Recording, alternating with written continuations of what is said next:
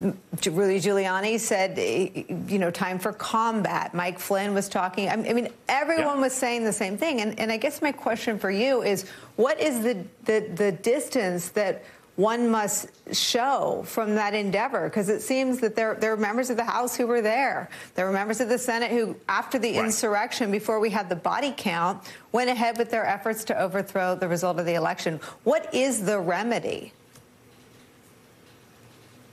So I think it's twofold, Nicole. One, we need to be very specific in our language about who's held accountable. As much as I may find everybody who was there to be loathsome, just like the attack several weeks ago in Washington, D.C., simply showing up at that event is not a crime. We have the freedom to assemble in this country, no matter how loathsome the assembly may be. But if you stepped over that line, I'm not talking a theoretic line, I'm not talking a symbolic line, I mean the line that goes into the Capitol, the kind of thing that would get any of us arrested if we walked into that building and didn't have a badge.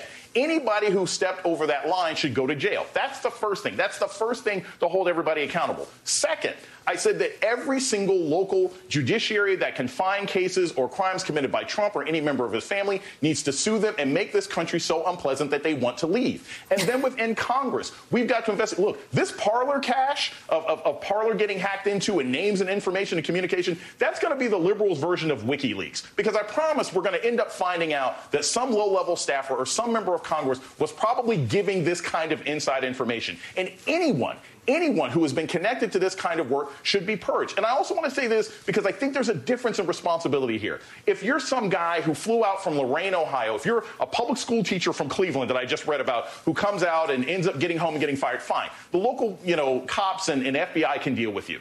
But if you were a former member of the military, if you were a retired lieutenant colonel, if you were someone who took an oath to protect this country and you showed up and brought arms against the Capitol, jail forever.